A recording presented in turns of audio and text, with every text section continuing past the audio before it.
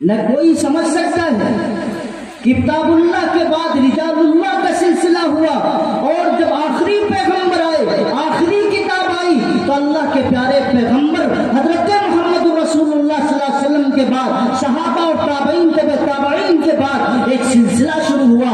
اللہ کے پیارے پیغمبر نے ارشاد فرمایا العلماء ورثۃ الانبیاء، نبیوں کا کام یہ کریں، کتاب یہ سمجھائیں گے، قرآن یہ سمجھیں گے، قرآن یہ سمجھائیں گے، قرآن کے معنی انہیں پتہ ہے، قرآن کے الفاظ انہیں پتہ ہے، قرآن کا صحیح ترجمہ انہیں پتہ ہے، صحیح تفسیر انہیں پتہ ہے۔ اگر ان کی تفسیر عبداللہ بن عباس تک پہنچتی ہے، عبداللہ بن مسعود تک پہنچتی ہے، وہ سند کے اعتبار سے انتہائی مضبوط ہے، اور وہی تفسیر ہے، اور وہی قرآن کریم کا صحیح معنوں میں مطلب اور معنی ہے۔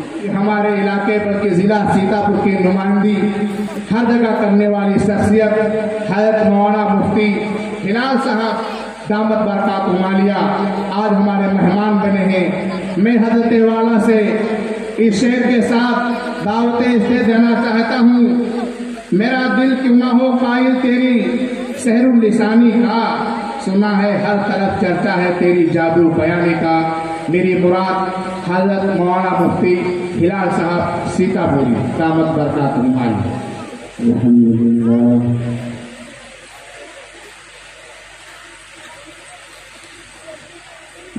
لله نحمده ونستعينه ونستغفره ونعوذ بالله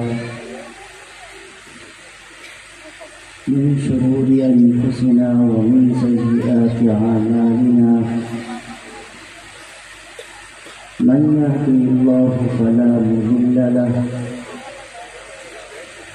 ومن يضلل فلا هادي له،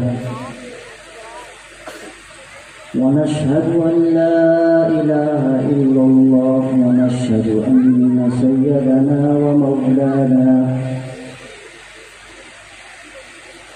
وحبيبنا وشفيعنا محمدا صلى الله عليه وسلم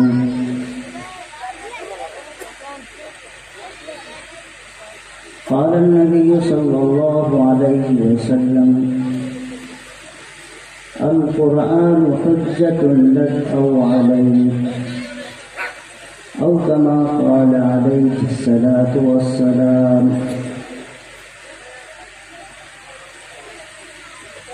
عزیزان محترم اور اسٹیج پر رونق افروز علماء کرام، مشائخ اعظام، طلباء کرام، پس پردہ بیٹھی خواتین اسلام،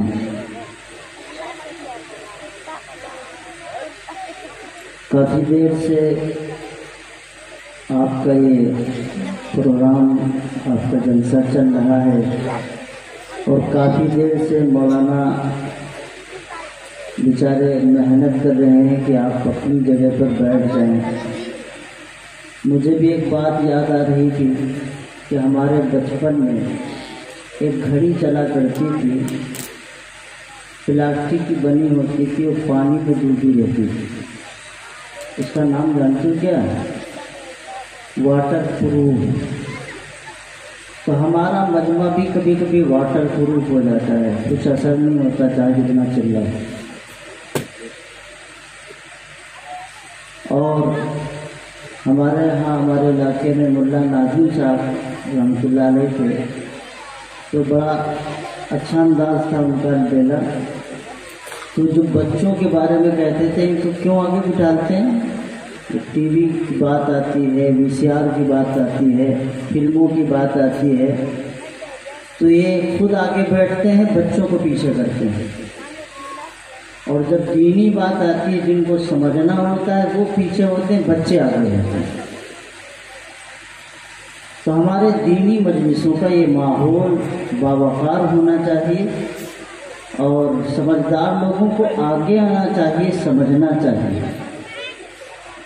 میں نے ایک حدیث پڑھی ہے، انشاءاللہ اسی ضمن میں آپ سے بات کروں گا، کیونکہ قرآن کے نام پر آج کی یہ تقریب ہے، آج کا یہ جلسہ ہے۔ اللہ کے پیارے پیغمبر حضرت محمد الرسول اللہ صلی اللہ علیہ وسلم نے اپنے ارشاد گرامی میں فرمایا قرآن تمہارے لیے دلیل ہے اور تمہارے خلاف بھی دلیل ہے۔ بے شک قرآن اس کے کچھ حقوق ہیں اور ہر سوسائٹی سماج اپنے حقوق کو پورا کرنے کے لیے اپنے لوگوں سے مطالبہ کرتی ہے، اور جب لوگ اسے پورا نہیں کرتی تو چھوٹی سی پنچایت سے لے کر کے سپریم کورٹ، ہائی کورٹ، تمام عدالتوں تک جاتی ہے۔ قرآن کا بھی یہی حال ہے۔ قرآن کا اگر مسلمان نے حق ادا نہ کیا تو یہ قرآن کل اس کے خلاف گواہی دے گا، کل اس کے خلاف کھڑا ہوگا۔ اس لیے قرآن کریم کے حقوق کی رعایت کرنا ہر مسلمان پر ضروری ہے۔ علماء کرام نے قرآن کریم کے 5 حقوق بیان کیے ہیں، تفصیلاً تو نہیں لیکن اشارتاً کچھ باتیں آپ کے سامنے انشاءاللہ آ جائیں گی۔ پہلا حق ہے قرآن پر ایمان رکھنا، ایمان بالقرآن، قرآن پر ایمان رکھنا۔ قرآن پر ایمان رکھنے کا مطلب کیا ہے کہ اللہ کے پیارے پیغمبر حضرت محمد الرسول اللہ پر قرآن نازل ہوا، تنزیل من رب العالمین، رب کائنات کی طرف سے یہ قرآن کریم نازل ہوا حضرت محمد الرسول اللہ کی ذات پر۔ قرآن پر ایمان رکھنے کے کیا مطلب ہے؟ جب قرآن اٹھاتے ہو تو سورہ فاتحہ کے بعد دوسری سورت شروع ہوتی ہے، الف لام میم ذالک الکتاب لا ریب فیہ۔ الف لام میم ذالک الکتاب لا ریب فیہ، یہ وہ کتاب ہے جس میں کوئی شک نہیں۔ قرآن تو قرآن تھا، پہلے صفحے پر ہم نے دیکھا لکھا ہے قرآن مجید۔ اللہ تعالیٰ کو کہنا چاہیے تھا نا یہاں پر الف لام میم ذالک الکتاب کے بجائے ذالک القرآن کہنا تھا، لیکن اللہ نے قرآن کا ذکر نہیں کیا۔ ذکر بھی قرآن کا نام ہے، اللہ نے اس کا ذکر نہیں کیا کہ یہ ذکر ہے، بلکہ کہا ہے کتاب ہے، کتاب، اور کتاب وہ ہوتی ہے جس سے لکھا جاتا ہے۔ ہمارا ایمان ہے کہ رسول اللہ صلی اللہ علیہ وسلم کی ذات پر کتاب قرآن نازل ہوئی۔ ہم جانتے ہیں کہ قرآن کریم رسول اللہ صلی اللہ علیہ وسلم پر ایک بار کی نہیں بلکہ دھیرے دھیرے قرآن کریم نازل ہوا ہے، لیکن مسئلہ سمجھ میں نہیں آتا کہ قرآن کو کتاب کیوں کہا گیا، اور کتاب کے ساتھ میں ایک عقیدہ بھی جوڑا گیا، لا ریب فیہ، اس میں کوئی شک نہیں ہے، کیونکہ کتاب محمد الرسول اللہ کی ذات پر نازل ہو رہا ہے، کتاب محمد الرسول اللہ کی ذات پر اتر رہا ہے، اور اس کتاب کی اور اس قرآن کی حفاظت کرنے والے سینے موجود ہیں، اس کتاب کی، اس قرآن کو سینے میں محفوظ کرنے والے صدیق اکبر موجود ہیں، اس کتاب کو لکھنے والے حضرت امیر معاویہ رضی اللہ تعالی عنہ موجود ہیں، صحابہ کی جماعت موجود ہے۔ کسی پیغمبر کے صحابی نے اس قرآن کو، اسی کتاب کو چمڑے پہ لکھا، کسی پیغمبر کے ساتھی نے اسی کتاب کو ہڈیوں پہ لکھا، کسی پیغمبر کے صحابی نے اس کتاب کو پتھر پہ لکھا۔ ذالک الکتاب لا ریب فیہ، قیامت تک کے آنے والے مسلمانوں اور مومنوں سے اللہ نے یہ وعدہ دے رکھا ہے، یہ عقیدہ بتا دیا، یہ ایمان بتا دیا کہ یہ اللہ کے بندے ہیں جن کا انتخاب رب کائنات نے محمد الرسول اللہ کے ساتھ کیا ہے، یہ کتاب ہے، لکھنے والے یہ ہیں، نبی پر اترتا ہے قرآن کی شکل میں، اور یہ کتاب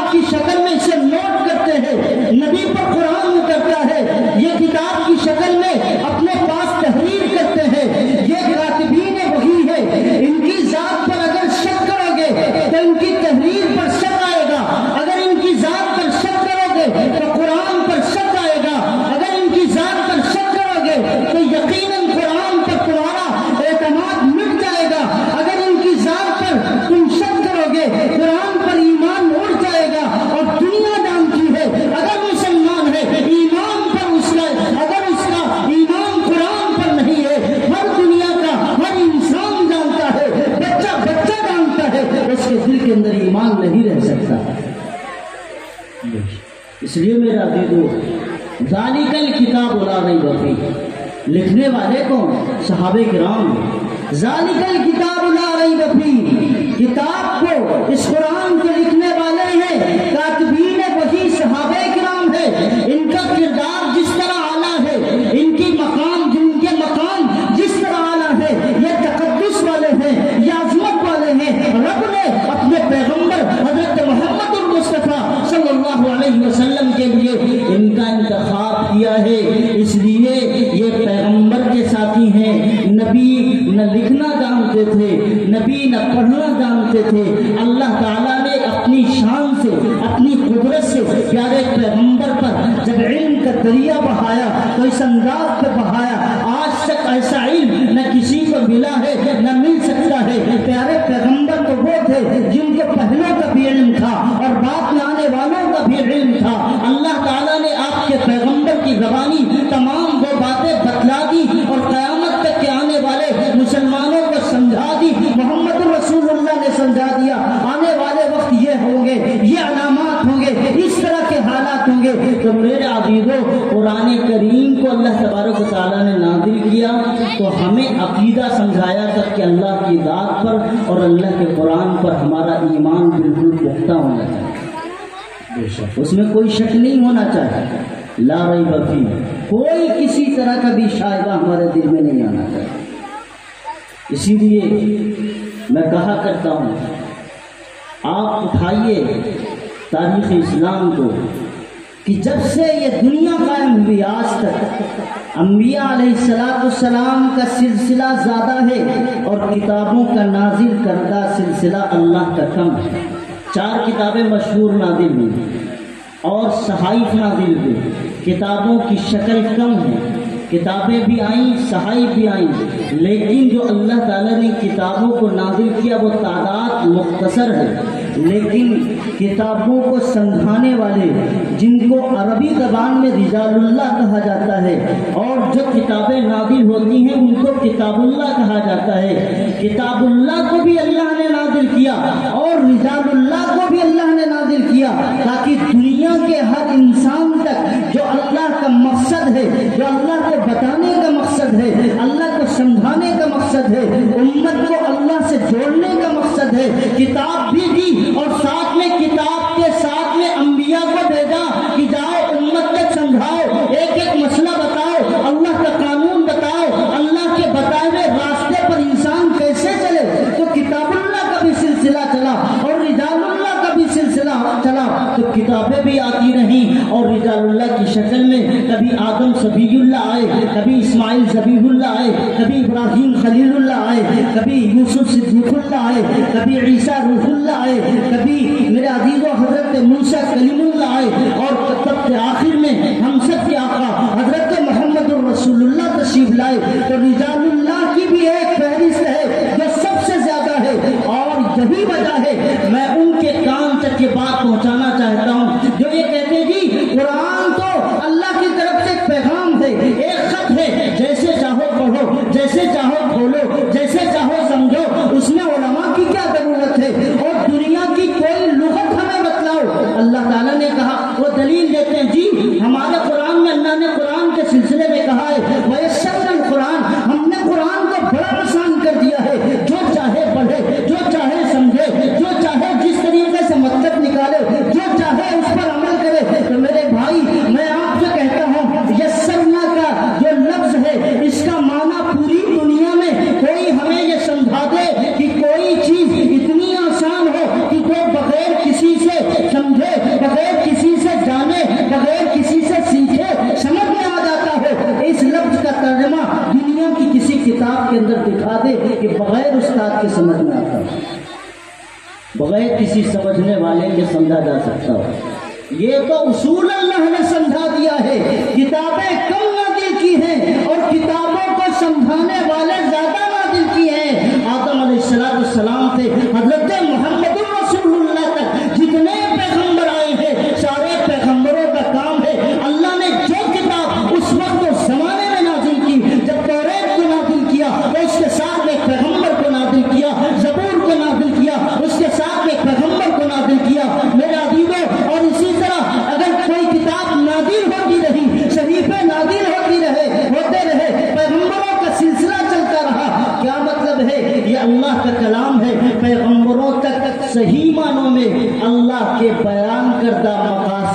पैगंबर ही बता सकता है, बेशक कोई और नहीं बता सकता। और आज के ज़माने में 1400 साल के बाद अगर कोई कहे जी हम तो बगैर उन लोगों के जिनके पास डिग्रियां हैं, जो सनद हासिल करते हैं, जो इल्मी दरसगाहों से ताल्लुक़ रखते हैं, हमारे पास इतनी अकल है, हम कुरान को बड़ी आसानी के साथ समझ सकते हैं, तो ये उनकी बहुत बड़ी भूल है, बहुत बड़ी भूल है। कुरान समझने के लिए जिन उलूम की शराइत है, सबसे पहले उन उलूम का आना जरूरी है। कुरान समझने के लिए बड़ों की जूतियां सीधी करनी पड़ती है। ये 10 साल तक जो उलमा अपनी जूतियां रगड़ते हैं, जो अपने सरों और अपने सरों पर कफन बांध के खड़े रहते हैं, इनका सिर्फ एक ही मकसद होता है कि कुरान करीम को समझा जाए, इसके अलावा कोई मकसद नहीं होता। वो कुरान को समझने के लिए 10-10 साल 11-11 साल लगाते हैं, और आप कहते हैं जी नहीं उनकी क्या जरूरत है, हम खुद ही समझ लेंगे। तो मैंने आपके सामने कुरान की आयत की रोशनी में ये बात वाज़ेह कर दी है, किताबुल्लाह को बगैर रिजालुल्लाह के कोई नहीं समझा सकता, न कोई समझ सकता है। किताबुल्लाह के बाद रिजालुल्लाह का सिलसिला हुआ, और जब आखिरी पैगंबर आए, आखिरी किताब आई, तो अल्लाह के प्यारे पैगंबर हजरत मोहम्मद रसूलुल्लाह सल्लल्लाहु अलैहि वसल्लम के बाद सहाबा और ताबईन के बाद एक सिलसिला शुरू हुआ। अल्लाह के प्यारे पैगंबर ने इरशाद फरमाया, अल उलमा वरसतुल अंबिया, नबियों का काम ये करेंगे, किताब ये समझाएंगे, कुरान ये समझेंगे, कुरान ये समझाएंगे, कुरान के माने इन्हें पता है, कुरान के अल्फाज इन्हें पता है, कुरान का सही तर्जुमा इन्हें पता है, सही तफसीर इन्हें पता है। अगर इनकी तफसीर अब्दुल्लाह इब्न अब्बास तक पहुंचती है, अब्दुल्लाह इब्न मसूद तक पहुंचती है, वो सनद के एतबार से इंतहाई मजबूत है, और वही तफसीर है, और वही कुरान करीम का सही मानों में मतलब और मानी है। और अल्लाह ने खुद कहा है, इन्ना जमअहू कुराना, कुरान को इकट्ठा करना, आपके सीने पे नक्श करना, ये हमारा काम। इन्ना अलैना बयाना, पैगंबर घबराना नहीं, इसके एक एक लफ्ज के मानी, मतलब, तफसीर, तमाम चीजों का बयान करना ये मेरा काम है, इसकी वजाहत करना मेरा काम है। और पैगंबर के असहाब ने हर एक वजाहत को समझा भी है, जाना भी है, उस पर अमल भी किया है, और उम्मत तक अमानत समझ करके इसको पहुंचाया है। इसलिए मेरा अजीजो, कुरान का पहला हक है ईमान बिल कुरान, कुरान पर ईमान रखना। अब अल्फाज में बाद लोग कहेंगे और कहते हैं जी कुरान का तर्जुमा जब तक न समझो, मैंने कब कहा भाई तर्जुमा समझो, तर्जुमा पढ़ो, तफसीर पढ़ो, उलमा की सोहबत में बैठो। हम तो चाहते हैं, हमारे बड़े तो जगह जगह ऐलान करते हैं, कहते हैं भाई दरस कुरान होना चाहिए, अवाम को कुरान से जोड़ो, कुरान समझाओ। हम कब मना करते हैं जी, जब दरस कुरान होगा तो बहुत सारे लोग होते हैं हमारे पास काम है, इतना टाइम नहीं है, दरस कुरान हो रहा है, आपके पास टाइम नहीं है, आपके पास वक्त नहीं। हमने कब मना किया? हमारा तो मिशन है गली गली कूचे कूचे में अल्लाह के कुरान का एक एक दर्ज पहुंच जाए, हमारा तो ये मिशन रहता है। हमने कब मना किया? लेकिन हाँ, समझोगे किससे? इंजीनियर का नक्शा डॉक्टर से समझोगे? इंजीनियर का नक्शा कागज पर कलम तो इंजीनियर भी चलाता और कागज पर कलम डॉक्टर भी चलाता है। एक आदमी इंजीनियर से नक्शा बनवाए और समझे जाकर के डॉक्टर MBBS से, यह अक्लमंदी होगी? ये बेवकूफ़ी होगी ना, ये अक्लमंदी तो नहीं हो सकती। अक्लमंदी तो ये है जिस विभाग का, जिस शोबे का जो इंसान है उससे जाकर के मालूम करो, जो उसका माहिर है उससे मालूम करो। कुरान के माहिर उलमा है, इनके पास बैठो। डॉक्टर का कुरान सुन करके आपको मसला समझ में नहीं आएगा, बल्कि अगर डॉक्टर का कुरान सुनोगे जो समझा रहा है, तुम्हारा ईमान भी चला जाएगा, ईमान भी चला जाएगा। इंजीनियर के समझाने से कुरान न समझो, समझो उलमाए किराम से। पड़ोसी मुल्क में बैठ बैठ करके, डब्बे में, एक कमरे में बैठ करके वीडियो ऑनलाइन चला करके पूरी दुनिया को कुरान और हदीस की बात की जाती है, कुरान और सुन्नत की बात की जाती है। और एक आदमी है जिसको गामदी का नाम जाना जाता है, समझ लो, पहचान लो गामदी का नाम, पड़ोसी मुल्क का है। मेरे भाई मैं तो कहा करता हूँ और अल्लाह लेनान कहता हूँ, अगर उलमा ये कहते हैं हमारे इलाके में इसका कोई ताल्लुक नहीं है, कोई गामदी नहीं है, कोई इंजीनियर मिर्जा अली का मानने वाला नहीं है, ये आपकी भूल है। जिस गली में, जिस कूचे में, जिस बस्ती में, जिस आबादी में 4G 3G मोबाइल चल रहा है, कितने पनप चुके हैं। जिस घर के अंदर 4G चल रहा है उस घर में कितने आ चुके हैं। आप अपनी जिम्मेदारी से हट करके नहीं कह सकते हमारे इलाके में कोई इंजीनियर मिर्जा अली को मानने वाला नहीं और कोई गामदी साहब को मानने वाला नहीं है। कौन गामदी है? मुनकिरे हदीस है। कौन गामदी है? वो कहता है कि हमारे यहाँ कुरान पे अमल होगा और साथ में सुन्नत पे भी अमल होगी। ये बड़ा अच्छा लगता है, हर कोई सुनते भी अच्छा लगता है। बात तो हम भी कहते हैं कि कुरान और सुन्नत की बात है, कुरान और सुन्नत पर अमल करना चाहिए। कुरान और सुन्नत ही शरीयत का एक बढ़िया रास्ता है जिस रास्ते पे चला जा सकता है। लेकिन सुन्नत का मतलब तो समझो, हमारे यहाँ सुन्नत का मतलब है अल्लाह के प्यारे पैगम्बर का तरीका, सहाबा का तरीका, सहाबा किराम का तरीका और असहाबे किराम का तरीका, इसका सुन्नत का मतलब है। और गामदी साहब सुन्नत का मतलब क्या बता रहे हैं? गामदी साहब कहते हैं प्यारे पैगंबर ने हजरत इब्राहिम से लेकर के और हजरत ईसा और मूसा के दौर तक जो बातें इस्लाम के अंदर उनके दौर की रखी हैं वो तो सुन्नत है, और जो बातें नबी ने अपने तौर पर बतलाई हैं वो सुन्नत नहीं है, उसी पर ईमान रखना है। ये सुन्नत का तर्जुमा कराया है। जिसका ये तर्जुमा हो और जिसका ये अकीदा हो उसके दिल में ईमान बाकी बच सकता है। इसलिए मैंने कहा कुरान को समझो, कुरान के मफाहीम को समझो, कुरान के मानी को समझो, उलमा के पास बैठो, फितनों से बचे रहोगे। उलमा से रोज मुलाकात करो, इनके पास जाओ, इनकी दरसगाहों में जाओ, एक एक वक्त में बैठो, इनसे बात करो, तुम गुमराही से बचते रहोगे। मैंने कहा था कि कुरान करीम पर ईमान रखना है।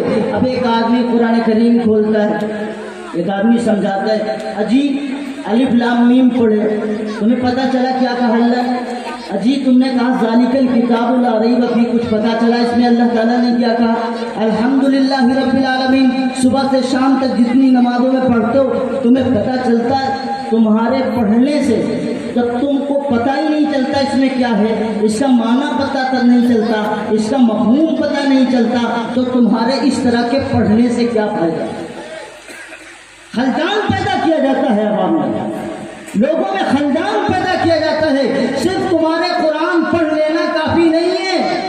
मैं कहता हूँ अल्लाह के प्यारे पैगंबर फरमाते हैं अगर एक अल्फाज का अलिफुन, अल्लाह के प्यारे पैगंबर ने फरमाया अगर किसी ने अलिफ भी पढ़ा, लाम भी पढ़ा, मीम भी पढ़ा, एक एक लफ्ज को जो पढ़ा है वो समझ नहीं सकता, वो जान नहीं सकता अलिफ लाम मीम के माने क्या है, इहदिनस सिरातल मुस्तकीम के माने क्या है, लेकिन एक एक लफ्ज पर प्यारे पैगंबर फरमाते हैं उसे सवाब मिलेगा। तो हमारा ईमान ये होना चाहिए, कुरान करीम हमारी समझ में आए या ना समझ में आए, हर हाल में हमारा ईमान कुरान पर रहना चाहिए। कुरान करीम समझ में आए या ना समझ में आए, अलिफ लाम मीम का माना न हमें पता है और ना प्यारे पैगंबर को और ना अल्लाह ने किसी को बतलाया, फिर भी कुरान करीम में अल्लाह ताला ने अलिफ लाम मीम जिक्र किया, यासीन जिक्र किया, हामीम जिक्र किया, ऐसे अल्फाज जिक्र किए जिनको हुरूफ मुक़त्ताअत कहते हैं, जिनके माना और मफ़हूम उम्मत तक को नहीं पहुँचाए गए, न समझाए गए। पता ये चला हमें न समझ में आता है इसका माना क्या है, इसका मतलब क्या है, अल्लाह ज़्यादा बेहतर जानता है, अल्लाह से ज़्यादा कोई नहीं जानता। लेकिन हमारा अल्लाह हमसे मुतालबा करता है कि तुम कुरान करीम पर ईमान रखो। हम कुरान करीम पर ईमान रखते हैं, समझ में आए या ना समझ में आए, हम कुरान करीम पर ईमान रखते हैं। लेकिन कुछ लोग बढ़े आगे कि चलो भाई तर्जुमा समझ में आ जाए, ترجمہ پڑھ لیا، کسی عالم کے درسگاہ میں بیٹھ گئے، کسی درسگاہ میں بیٹھ گئے، کسی درس قرآن میں بیٹھ گئے، تفسیر سننے لگے، اور ڈاکٹر تھے یا انجینئر تھے تو دل میں خیال آیا بھائی ایسا ہے کہ قرآن کچھ کہتا ہے، تجربہ کچھ کہتا ہے، مشاہدہ کچھ کہتا ہے، اور جیسے کہ ایک زمانے میں جب قرآن کریم کی آیت کی تفسیر وَنَضَعُ الْمَوَازِينَ قسط کی بات گفتگو کی گئی تو ایک طبقہ کھڑا ہوا کہ یہ کیسے ہو سکتا ہے کہ اللہ تبارک و تعالیٰ انصاف کے ترازو رکھے گا، اس کے اعمال تولے جائیں گے ہر انسان کے، چاہے وہ بد ہوں چاہے جس انداز کے ہوں، اللہ تعالیٰ اس کے اعمال کا ترازو رکھے گا، تولا جائے گا۔ بھائی عمل دکھتا نہیں ہے، اور قرآن کہتا ہے کہ اعمال کو تولا جائے گا، اعمال کو اس کا وزن کیا جائے گا۔ وہ طبقہ کہتا ہے جی نہیں، ہم کو سمجھ میں نہیں آتا یہ کیا کہنا چاہتے ہیں، اس لیے یہ آیت ہماری عقل کے موافق نہیں ہے، اس لیے ہم اس آیت کے مطلب اور اس کے معنی کے انکار کرتے ہیں، ہم نہیں سمجھنا چاہتے اس آیت کریمہ سے۔ حضرت شاہ محدث دہلوی رحمۃ اللہ علیہ نے حجت اللہ البالغہ میں عرض کیا ہے انسانوں کے ہر دور میں تین طرح کے ذہن ہوتے ہیں، فرسٹ سیکنڈ تھرڈ، کبھی اعلیٰ ترین ذہن ہوتا ہے، کبھی سیکنڈ ذہن ہوتا ہے، کبھی نیچے سب سے تھرڈ قسم کا ذہن ہوتا ہے۔ بسا اوقات جو اعلیٰ لوگوں کے ذہن ہوتے ہیں، جو اوپر فرسٹ کلاس کے لوگ ہوتے ہیں، ان کے ذہنوں میں بات سمجھ میں نہیں آتی، سیکنڈوں والوں کی بات سمجھ میں آ جاتی ہے، تھرڈ والوں کی بات سمجھ میں آ جاتی ہے۔ اللہ کا یہ نظام ہے، اور اس وقت یہ مطلب سمجھ میں نہیں آ رہا تھا، اور جگہ جگہ یہ اعلان ہو رہا تھا ہم اس آیت کو کیسے مانیں جس میں اللہ رب العزت کہتا ہے اعمال تولے جائیں گے، اعمال تو دکھتے نہیں ہیں، تولی وہ چیز جاتی ہے جس کا وزن ہوتا ہے، تولی وہ چیز جاتی ہے جو جسم والی ہوتی ہے، تولی وہ چیز جاتی ہے جو دکھنے میں آتی ہے۔ اللہ تعالیٰ کہتا ہے کہ ہم اعمال تولیں گے، اعمال کس طرح تولے جا سکتے ہیں، اعمال کس طرح تولے جا سکتے ہیں؟ میں اس بات کو اپنی مکمل کرتا ہوں اور بات کو ختم کر دیتا ہوں۔ میرے عزیزو، جب اللہ تبارک و تعالیٰ نے یہ ذکر کیا تو میرے حضرت شاہ محدث دہلوی رحمۃ اللہ علیہ نے بتایا وہ زمانہ تو آج کا زمانہ ہے، آج کے اس زمانے کے اندر میرے عزیزو اگر کسی بچے سے پوچھا جائے کہ تمہارا بخار کیسے تولا گیا تھا، تمہارا بخار کیسے تولا گیا تھا، تو ہر بچہ کہتا ہے کہ ہمارے بغل کے اندر ایک آلہ لگایا گیا تھا جس میں یہ پتا چلا کہ ہمارے بخار اتنا ہے، کسی سے معلوم کرو۔ سائنسدان کہتے ہیں، فضا کے اور موسم کے محققین کہتے ہیں آج ہوا کا رخ اتنا چلا، جبکہ ہوا دکھی نہیں، بخار دکھا نہیں۔ میرا عزیزو پتا چلا کہ ہماری مسجدوں میں جو گھڑیاں موجود ہیں ان گھڑیوں کے اندر ہمارے موسم کے ہر ایک لحاظ کو رکھا گیا ہے، گرمی اتنی ہے، برودت اتنی ہے، اور شدت اتنی ہے، ساری باتیں بتلائی جا رہی ہیں۔ کل کوئی آیت کریمہ کو سمجھنے والے جب سمجھ رہے تھے انہوں نے انکار کر دیا کہ ہمیں اس آیت کریمہ کا مطلب سمجھ میں نہیں آتا ہے، ہماری عقل کے خلاف ہے، ہماری عقل میں نہیں آتا، اس لیے ہم انکار کرتے ہیں۔ آج چھوٹے سے چھوٹے بچے کو اٹھائیے اور اس سے پوچھئے بخار نظر نہیں آتا، لیکن تھرمامیٹر کے اندر وہ بخار آ جاتا ہے۔ وہ اگر ہواؤں اور فضاؤں کا رخ کا مسئلہ آتا ہے تو ہمارے تمام میزان بتلا دیتے ہیں، ہوا کس رخ پہ جا رہی ہے، اور موسم کی شدت ہوتی ہے تو اس میں بھی یہ پتہ چل جاتا ہے کہ اس وقت موسم میں شدت ہے کہ نہیں ہے، اس وقت ٹھنڈک کتنی ہے، اس وقت حرارت کتنی ہے۔ ایک چھوٹا سا معصوم بچہ جو ذہن رکھتا ہے، جو نیچے درجے کا ذہن رکھتا ہے، زمانہ بدلا، حالات بدلے، آج چھوٹے چھوٹے بچے بھی تمام ساری چیزوں کو جانتے ہیں کہ جو چیز دکھتی نہیں ہے اسے تولا جا سکتا ہے۔ جب ایک چھوٹی سی عقل رکھنے والا انسان ایسے آلے کو تیار کر سکتا ہے جس سے بخار کو ناپا جا سکتا ہے، جس کو ہوا سے ناپا جا سکتا ہے، جس کو سردی اور گرمی سے جس آلے سے ناپی جا سکتی ہے، رب کائنات تو رب کائنات ہے، وہ تمام سارے ایسے ترازو بنا دے گا جس سے انسان کے اعمال تولے بھی جائیں گے، جانچے بھی جائیں گے، پرکھے بھی جائیں گے۔ اس لیے اگر کوئی یہ کہے کہ جی ہمیں یہ آیت سمجھ میں نہیں آتی، عقل کے خلاف ہے، تو اس کا جواب یہ ہے اللہ کا کوئی کلام انسان کی عقل کے خلاف نہیں ہے۔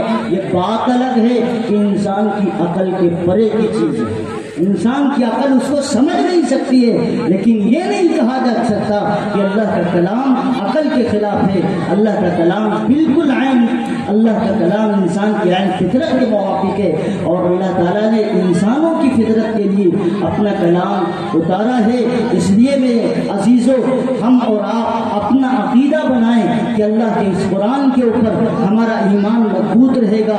دنیا کچھ رہے، کسی انداز میں آپ کو بہکانے کی کوشش کرے، یہ اللہ کا کلام ہے.